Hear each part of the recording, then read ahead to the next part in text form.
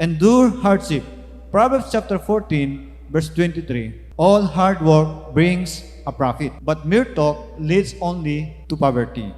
Lahat ng pagsisikap, lahat ng mga marubdob na trabaho, lahat ng mainam na trabaho brings profit ng pag-unlad kapag ikaw ay hard worker. Ikaw ay matyaga, masikap, hardworking, and work smart. Marami po kasing masipag pero yung simpleng bagay ay nagiging mahirap, nagiging mabigat dahil sa kulang sa kaalaman. So ang talino nanggagaling din po sa Panginoon. Pinapanalangin po natin yan. So hard work, mainam na trabaho. Hindi po yung trabaho na konting hirap, konting pagod, konting discouragement, ay sumusuko ka at tumaatras. Mahirap po kasi lagi ang nagsisimula. Wala kang natatapos, wala kang nararating sapagkat konting hirap, konting pagtitiis, konting problema, umaayaw ka at umaatras ka.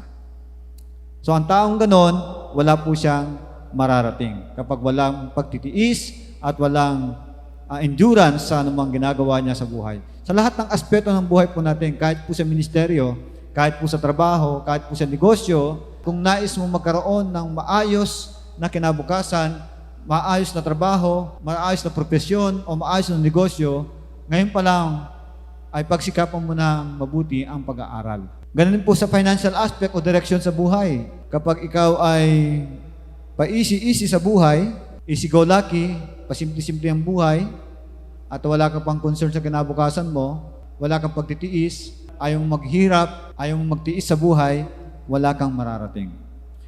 John chapter 4, verse 38, I sent you to reap what you have not worked. Others have done the hard work, and you have reaped the benefits of their labor. Sabi ni Jesus, sinusugo kita para anihin ang hindi mo pinagpaguran, ang hindi mo pinagtrabahuhan. Others have done the hard work, and, sabi niya, and you have reaped the benefits of their labor. Ikaw sinugo ng Panginoon, iba ang nagtrabaho, iba ang nagtanim, ikaw ang aani. Meron pong prinsipyong ganon. Ang pinaghirapan mo, aanihin ng pamilya mo. Ang pinagsisikapan mo ngayon, ang pinaghihirapan mo ngayon, ay hindi lang para sa iyo, hindi lang sa kapanahunan mo, kundi pati sa kapanahunan ng susunod na salinlahi mo. Kaya kung ikaw ay pinanganak na mahirap at mahirap ang kalagayan, pwede mong putulin yon to your generation. Sa pamamagitan ng Sa pamamagitan ng pagsisikap, sa pamamagitan ng pagtsatsaga, sa pamamagitan ng pagiging masipag, pagiging masinop sa buhay.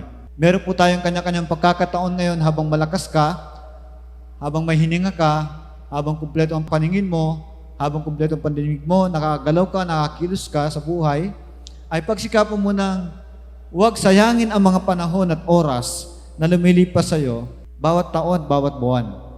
Baka balang araw magsisika. Kung sa panahon sana noon ay nagsikap ako, hindi sana ganito ang kalagayan namin. Nasa huli ang pagsisisi.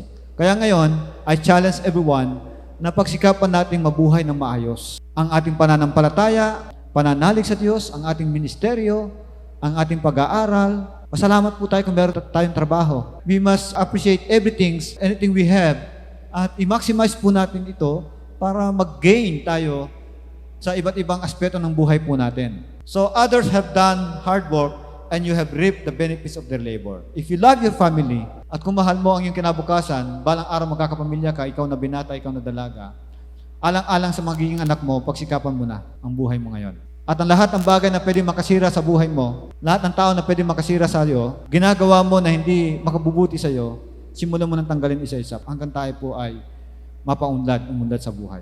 Dahil ang pinagsikapan mo, hindi lang po ikaw makikinabang, kundi ang pamilya mo makikinabang, magiging anak mo makikinabang, ang mga anak mo makikinabang. Pwede yung putulin itong poverty, kahirapan sa buhay mo, sa pamamagitan ng pagsisimula mo ngayon. Proverbs chapter 12, verse 27, hindi makakamit ng tamad ang kanyang hinahangad, ngunit ang masikap ay laging may magandang hinaharap. Napakalinaw sabi ng Bible, hindi makakamit ng tamad ang kanyang hinahangad, Ngunit ang masikap ay laging may magandang hinaharap. Ano po ang masikap? Hindi lang po siya masipag, no? Marami pong taong masipag pero hindi masikap. Pag masikap ka, intentional yun. Nag-strive ka na kunin, abutin ang isang bagay. Gusto mo mapunta agad sa'yo. Hindi lang po basta sipag po yung masikap. May dahilan, may direksyon ang kanyang sikap. Di ba kung lahat ng masipag ay masikap, sana maayos ang buhay. Lahat ng masipag. Pero maraming masipag na hindi naman po maayos ang buhay. Kasi yung masikap, pinagsisikapan po niya na abutin at gawin ang isang bagay na kanyang hinahangad. Pero yung taong tamad, hindi po magkakamit, hindi niya nakakamit ang kanyang mga hinahangad. Pero yung taong masikap ay laging may magandang hinaharap. Nagsisikap siya sa lahat ng bagay. Pwede kang masipag, pero dahil di ka naman nagsisikap ng maayos ang buhay, wala rin pong nararating. Masipag ka, nagsisikap ka na magkaroon ng isang bagay, yung resulta ng pinagpaguran mo, ng kasipagan mo, pinagsisikapan mo rin marating o makuha ang bagay na gusto mo. Amen. Hindi lang po basta sipag. Dapat meron pong direksyon at meron kang pinagsisikapang maabot. Nagsisikap kang marating, maabot, makamtan ang isang bagay. Alam mo ang taong ganon, wala siyang kapaguran. Kasi meron siyang pinagsisikapan, gustong marating at gustong maabot. Tingnan mo ang taong walang pagsisikap sa buhay, walang gustong maabot, walang gustong marating. Ano pong pinagagawa nila sa buhay? Meron trabaho o wala, okay lang. May pera o wala, okay lang. Pero hindi po pwede sa isang taong masikap. Gagawa at gagawa siya. Hahanap at hahanap siya ng paraan para makuha, makamit ang kanyang mga bagay na gusto sa buhay. Kasi masikap po siya. Proverbs chapter 13 verse 4, the sluggard craves and gets nothing, but the desires of the diligent are fully satisfied. Yung tamad, nag-craves lang siya, pero wala siyang nakakamit. Yung kanyang minimithi, hinahangad, ay hindi niya nakukuha, hindi siya nasa-satisfied. But the desires of the diligent are fully satisfied. Masarap po bang bumili ng mga bagay na gusto mong bilhin, kainin ang gusto mong kainin, puntahan ang gusto mong puntahan? Masarap po ba yon? O hanggang tingin ka na lang? Young people, kahit po sa edad ninyo, pwede na kayong maging maunlad sa buhay. Pwede kayong maging mayaman. At the age of 20, 22, 18, pwede kayong magkaroon ng sasakyan. Magsikap, mag-aral. Ayaw po nandiyan sa taong tamad. Lahat ng good, lahat ng pwede, mini-maintain, dinidevelop, ini-improve. Lahat ng mga bagay na hindi pwede, tinatapon, tinatanggal sa buhay. Lahat ng posibilidad na pwede makapagpaunlad sa iyo sa negosyo, strategies, lahat ng potential, lahat ng pwede, gawin. Lahat ng pwedeng improve, gawin.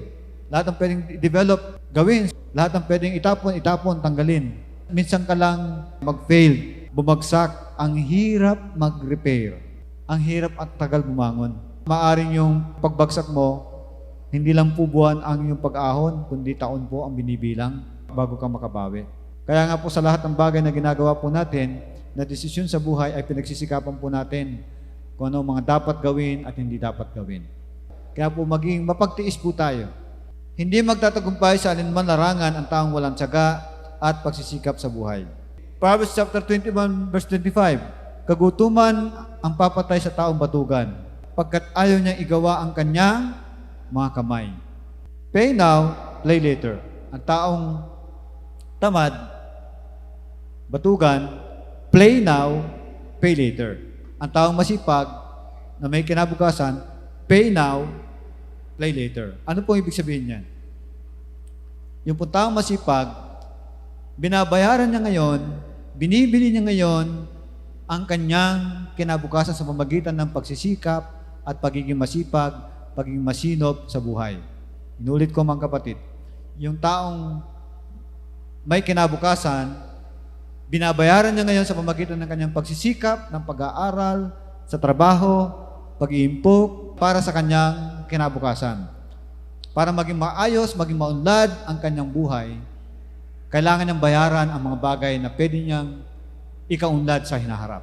Pero yung taong walang pangarap, easy go lucky today, laro dito, simpleng buhay dito, papetik-petik dito, kaya sera-sera, whatever will be, mangyari na mangyari, bahala na system, bahala na bukas, play now, pay later.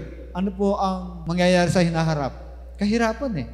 Kasi inuna mo yung sarap, saya. Pwede namang habang binabayaran mo yung nagsisikap ka, masaya ka naman, maunlad ka naman. Kasi ang sarap na mayroon pong laman pera sa bulsa mo.